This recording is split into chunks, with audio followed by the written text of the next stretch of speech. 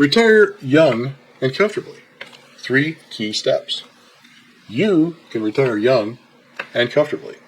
I'd like to share with you some pointers that I wish someone had shared with me when I was, say, in my 20s or 30s. Hey, my name is Ed, and this is Ed Talk Today, where we talk about various topics of general interest, talk about business, family, social issues, and more.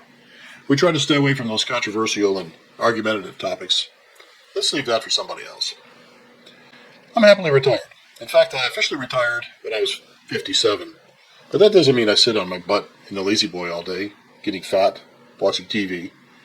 Well, I might have gained a few pounds. But I have a number of fascinating hobbies.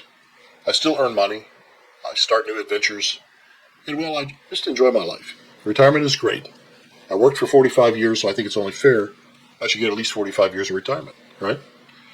Stick around as I give you my three keys to retiring young. And if you happen to be in your 40s, 50s, or older, stick around because these principles can be very useful to you, too. And these principles may sound boring, but they work for me, and I promise they can work for you, too.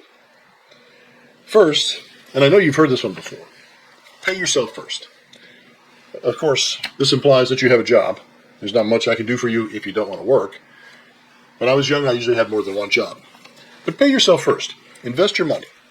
It doesn't matter how much you start with, just start.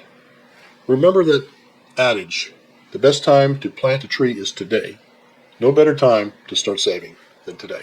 Save and invest. Start today. So there's 2 principles about investing. Time, the younger you start, the better. And regularity, a disciplined plan that you follow on a regular basis. Money compounds over time. Now, I don't want to insult anyone's intelligence on this. It's a very simple concept.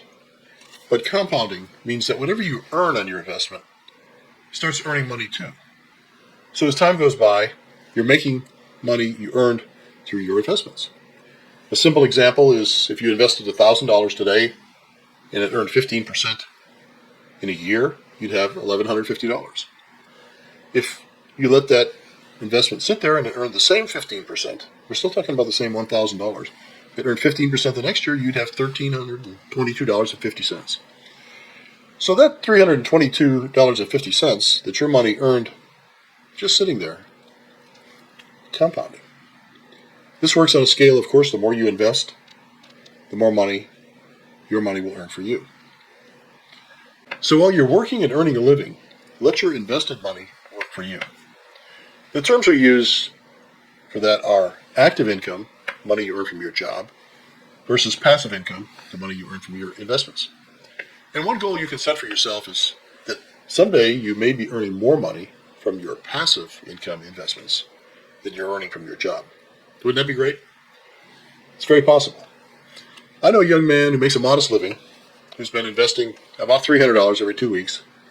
He's still fairly young, but he's almost reached that tipping point where his passive income is nearly as much as his active income, making almost as much money on his investments as he is on his job. My rule of thumb is that, assuming you start young, by the time you're in your 40s, your passive income should exceed your active income. Yep, that's possible. That's making your money work for you. And the second principle, which goes right along with the first, is to invest regularly. Pay yourself first. If you set your savings aside first before paying your bills, you'll develop a habit that, I promise you, will literally pay you dividends throughout your life. Many employers make this easy for you through payroll deductions for their retirement plans, 401k plans, 401k plans, and the like. Some even match your contribution, and if they do, it's about the best deal you're ever going to find. So just commit to putting in something you can afford each pay period and forget about it. Many companies have financial advisors on hand to help you pick mutual funds or other investments that are appropriate for you. That's beyond the scope of this video. I'm not a financial advisor. And for those of you who don't get a regular paycheck, maybe a commission-based thing or paid every couple of months or you're self-employed or whatever, that may require a little bit more self-discipline. But just remember the principle of paying yourself first. And for those, my advice is to set a goal. I'm going to pay myself X dollars a month. Put that in your account. I'm not a financial advisor, as I said, so I'm just sharing general information with you that I've learned over the years. There are plenty of good financial advisors, banks, stock brokerage firms who can help you save and make your money grow. My suggestion is to get a referral for one of these from someone you trust.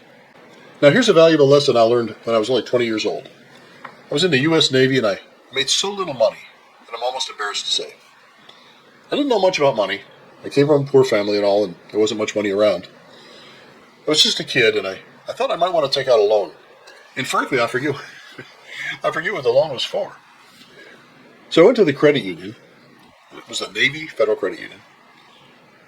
In order to apply for the loan, I had to open an account with a minimum deposit of $5. Then wait a few days. No internet, no online swiftness in those days, and that was probably a good thing. Over those days, I thought about that loan, why I needed it, if I could really afford the payments, and who was making money on that interest that I'd pay every month. So I decided against taking that loan, or maybe they just declined me, I don't remember. I had no real money, and I'd be depending on that measly paycheck every month to pay off this loan. Instead, I began adding to that small account.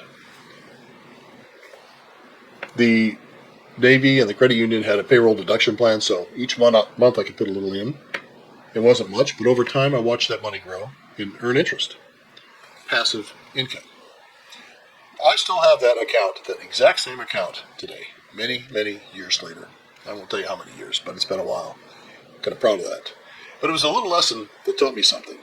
There's satisfaction in watching your money grow. So step 2 of retiring young and comfortable is living beneath your means. Now, I'm not saying that you need to save every penny you make or deny yourself of fun in life, be a penny pincher or anything like that. But many, many people spend every penny they earn, and some spend more than they earn. This is true. That's why there's such a consumer debt crisis in our country. Consumer debt in the USA is about $5 trillion. I know that's probably a meaningless number on a relative basis. But know this, it's growing rapidly, and bankruptcies in consumer credit are on the rise. So we look around and we see our friends driving that BMW, taking expensive vacations, eating at expensive restaurants very often, or taking out that huge mortgage and buying a big house, probably bigger than they need. So we look at them and we think they're doing pretty well. We envy them. We don't want to be left behind. It may come as a surprise, but many of these folks are deeply in debt. Not all, but many. They're just trying to keep up with everyone else. If you don't take anything away from this video, remember this. Don't judge anyone's wealth by the fancy possessions they own. It may not always apply, but oftentimes it only means they're spending more than they can afford. In our early years of our marriage, my wife and I lived a modest, frugal life. We lived by these principles. We paid ourselves first. We had a happy life and we never felt deprived. We know we were providing for our future as we paid ourselves first. As I recall, we had a nice Honda Accord and a nice Toyota Silicon, I think it was. We took good care of them, changed the oil regularly, and I washed the cars myself, with the help of my 2 young sons. We made it a family project. When we traded them in, they each had somewhere around 175,000 miles. And they weren't clunkers. They ran well. They looked good. I think we owned each of them for about 10 years. So I'm estimating that we made payments for 3 years, and then for the other 7 years, we banked that car payment on 2 cars. And guess what? The savings from no car payments were invested and grew and compounded over the years. So listen, enjoy life. Don't deprive yourself. My advice is just to live in moderation. Spend less than you earn, and take some time to make that purchase. Funny how when you really think about it, you'll make a better decision on whether you need it or not, or whether you need the expensive one, or you might be better off with a more moderate item. Think about my credit union story. Okay, so part 3. And finally, step 3, part 3, probably one you haven't considered, but think about starting your own business. Most stories out there about financial independence have their foundation in starting a business. Small businesses, garage business, home business, part-time. Think about Mark Zuckerberg started Facebook in his college dorm.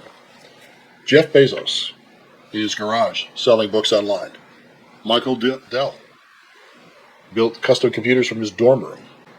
Not one of these folks began with a silver spoon in their mouth or a huge war chest of money, investment money. They had no advantage over you.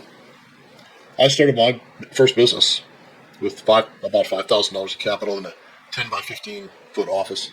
Just me at first. Several years later, we were billing $11 million a year and had about 300 employees. So whether you're cut out for your own business, only you can decide. Just doing the first two parts, well, that'll get you there anyway. So let's recap. Retire young and comfortably. Your 3 steps. Save and invest steadily. Be disciplined. 2, live below your means. Take pride in your financial security rather than that fancy car. And 3, consider starting your own business, even if it's small or part-time. Some people may want to work until they're in their 70s or older. Maybe they love their jobs. That's okay too. Everyone is different. I'm not judgmental. But let me tell you, I work every day, even now. But as a comfortably retired person, I do the work I want to do. And I've never been busier or happier. So that's what I have for you on Ed Talk today. Please like, subscribe, and by all means comment and reach out. I read and reply to all comments. And we'll see you next time on Ed Talk today.